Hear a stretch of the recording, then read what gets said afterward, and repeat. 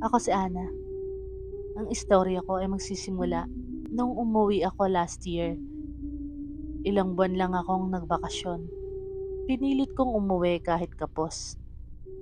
Kasi si nanay may iniinda na namang sakit. Alam mo na, OFW duties, kahit pagod, uuwi pa rin. Basta para sa pamilya. Doon ako natulog sa lumang bahay namin sa dulo ng baryo. Wala na halos tumitira doon, kundi si nanay. At paminsan-minsan si kuya pag napapadaan. Tahimik, sobrang tahimik. Isang gabi, bandang 2:00, nagising ako dahil parang may mga kalaskos sa bubong. Akala ko lang talaga pusa. Pero ilang segundo lang, may narinig akong mahihinang yabag. Parang may kinakaladkad sa bubong. Hindi mabigat, pero mabilis. Tapos, tumahimik. As in, sobrang tahimik. Na kahit ang huni ng kuliglig, nawala. May naramdaman akong mabigat sa dibdib. Parang may nakatitig sa akin. Dahan-dahan akong tumingin sa bintana. May anino. Hindi siya tao. Ang haba ng mga daliri. Tapos parang may pakpak. Hindi ko maipaliwanag. Pero sa loob-loob ko, alam kong hindi normal yon. Sinubukan kong igalaw ang katawan ko. Pero hindi ako makakilos. Para akong nakapako sa kama. Ang tanging nagawa ko lang ay dasal. Paulit-ulit, Ama namin na nasa langit ka. Maya-maya, bigla na lang siyang nawala. Parang usok. At doon lang ako nakagalaw ulit.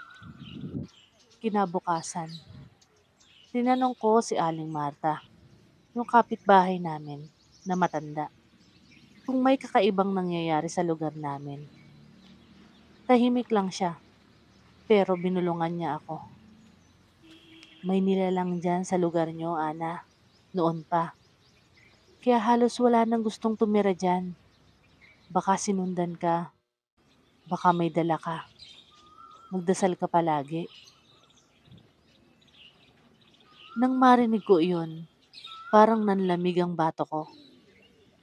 Ilang gabi pa akong hindi makatulog hanggang makabalik ako ng Riyadh. Dala ko pa rin yung kaba. Hindi ko alam kung guni-guni lang yon o pagod lang ako. Kung nakita mo yung nakita ko, maniniwala kang may mga bagay talaga na hindi natin kayang ipaliwanag. 2:00 ng madaling araw. Unang gabi ko sa Japan. Akala ko ulan lang yung naririnig ko. Kaya tiningnan ko sa labas. Pero walang ulan. At bakit basa ang sahig kahit sarado ang bintana? Ako nga pala si Sibder Ilano, 32. Tubong Bataan. 3 linggo pa lang ako dito sa Japan. Factory worker sa isang electronics company sa tahimik na probinsya. Puro bundok, pero maayos ang trabaho at sweldo. Pero iba yung tirahan. May lumang dormitoryo kasi na inassign sa akin. Libre daw. May mga dating Pinoy na rin daw na tumira roon, sabi ng coordinator. Walang choice, kaya tanggap na lang. Kaso pagdating ko pa lang, iba na agad ang pakiramdam ko. Tahimik yung paligid, oo. Pero hindi kampante. Yung mismong dormitoryo parang luma na, pero pilit inayos para magmukhang okay. Ang kwarto ko, room 204. Nasa second floor, dulong bahagi ng pasilyo. Pagbukas ko ng pinto, unang bumungad sa akin, Ang amoy ng basa, yung parang amoy ng naiwan ng basang kutsyon. Kahit tuyong-tuyo ang kama, malamig ang hangin at may mga maputing marka sa sahig. Paikot, parang nasunog o namantsahan ng suka. Sinilip ko lang saglit. Pagod na rin kasi ako.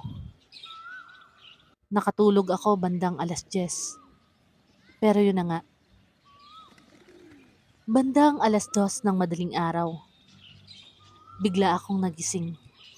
Hindi dahil sa ingay, kundi dahil sa yakap. May malamig kasi na braso ang yumakap sa tagiliran ko. Napabalikwas ako. Binuksan ang ilaw. Walang tao. Pero nakita ko agad yung sahig. May basa na bakas ng paa. Maliliit, parang sa bata. Mula sa pintuan, papasok sa kama. At may iniwang mahinang tunog mula sa labas ng kwarto. Tuk, tuk, tuk, tuloy-tuloy, na parang naglalaro. Kinabukasan, binanggit ko yon kay Jun, isang OFW din na 7 taon na dito sa Japan. Room 204 ka raw? Tumango ako. Pare, huwag kang masyadong magpapagabi dyan. Diyan daw dati namatay yung anak ng isang Pinay. Iniwan daw mag-isa habang nasa night shift nung nanay.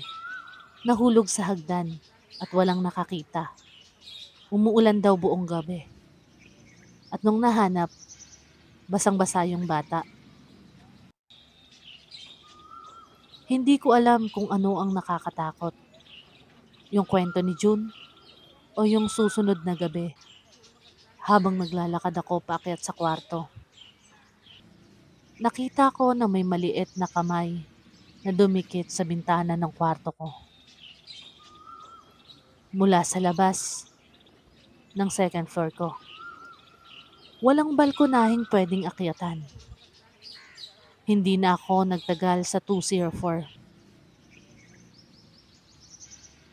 Pero kahit saan ako lumipat na dormitoryo, room 201, 103, kahit laundry area, basa pa rin ang sahig tuwing 2:00.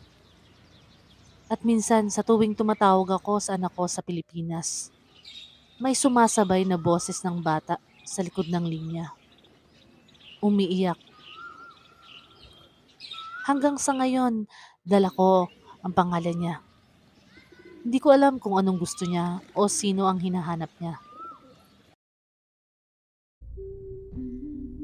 Madalas akong dumaan sa sementeryo, pauwi galing sa trabaho. Dito sa amin, hindi uso ang ilaw. Kaya madilim at tahimik sa gabi.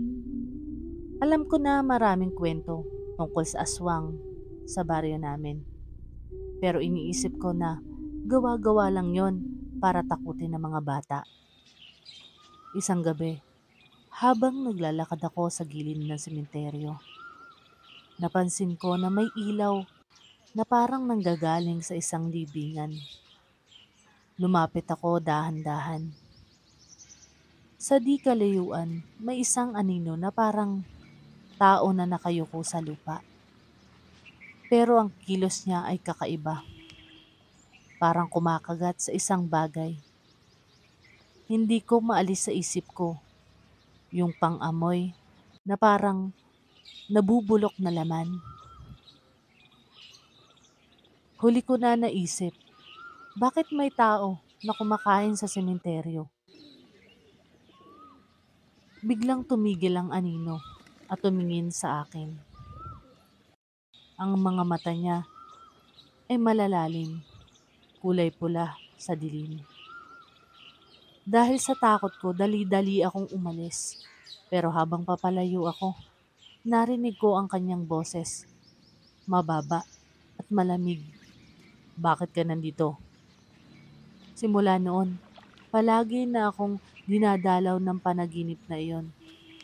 Isang nilalang na kumakain ng patay para mabuhay, naghahanap ng mga papalit sa katawan.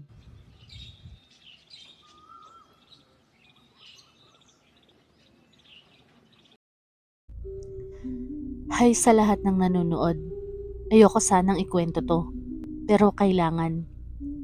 Hindi para takutin kayo, pero para magbigay ng babala. Lalo na sa mga kapwa ko OFW. Kung may offer man kayong trabaho, lalo na dito sa Alcobar, Saudi, at sinasabing kayo ilalagay sa bahay 11, nais kong mag-isip ka muna. Hindi nyo gugustuhing maranasan ang naranasan ko roon. May 5 buwan pa lang ako dito sa Alcobar noon. First time kong mag-abroad. Natuwa ako kasi maganda yung bahay ng amo ko. Malaki, tahimik, at may sarili akong kwarto. Si Madam Salma, Arabo siyang byuda. Mahinhin siya magsalita. Parang laging pagod, umalungkot. Pero mabait naman.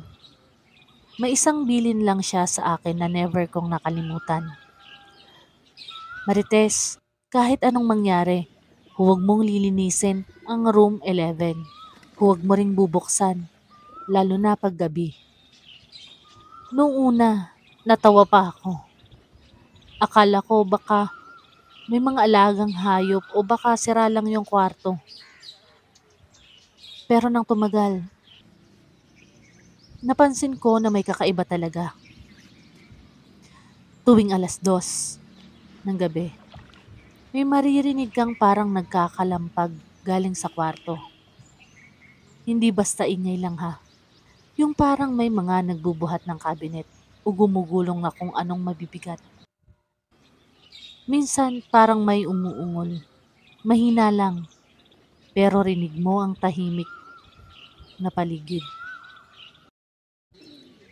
Isang gabi, naglinis ako sa kusina. Tapos biglang nawala ng kuryente. Wala ring signal ang phone ko. Sa katahimikan, bigla akong narinig ang isang boses. Buksan mo na, naiwan ako rito. Tumayo ang balahibo ko. Tiningnan ko yung hallway. Bukas ang pinto ng room 11 nang mag-isa. Hindi ako agad nakalapit, pero nung pinilit kong sumilip mula sa dulo ng hallway, may nakita akong babae, nakatalikod. Tila basa ang buhok, nakauniforme ng tulad sa akin. Maputla, hindi siya gumagalaw, pero habang pinagmamasdan ko siya, kumalabog ang pinto. Napasigaw ako. Pagkagising ko, nasa kama na ako.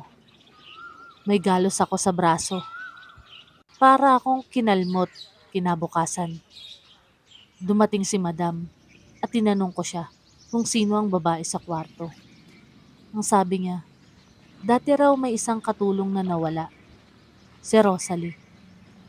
Pilipina rin. Natagpuan siyang patay sa likod ng compound. Nakasabit sa water tank. Hindi raw nila alam kung sinaktan o nagpatiwakal. Mula noon, hindi na nila binuksan ng room 11. Pero hindi rin nila yon pinabless. Ang masama, simula nung nakita ko siya, paulit-ulit ko na siyang napapanaginipan. At sinasabi niya palagi, hindi ako umalis.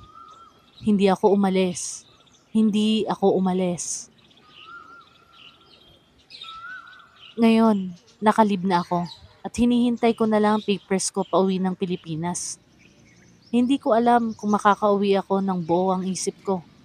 Pero please, kung may kakilala kayong OFW na tinatapatan ng trabaho sa Alcobar, sabihin nyo na huwag tanggapin kung bahay 11 ang destino. Hindi lahat ng multo nagpaparamdam para manakot. Minsan, gusto lang nilang sabihin na hindi pa tapos ang kanilang kwento. Hindi ko alam kung paano ko ito ikukwento nang hindi niyo ako napapagkamalang sira ang ulo. Pero kung isa ka sa mga OFW na minsan ay na-assign sa TAIF, baka narinig mo na rin ang tungkol sa babaeng naglalakad tuwing 3:00 ng madaling araw. Ako si Joanne, 29 years old, taga Batangas. Isang taon na ako nagtatrabaho sa TAIF bilang kasambahay. Medyo mataas ang lugar na ito. Malamig kahit tag-init. Tahimik, wala gaanong tao sa paligid. At ang mga bahay ng amo ko ay isolated.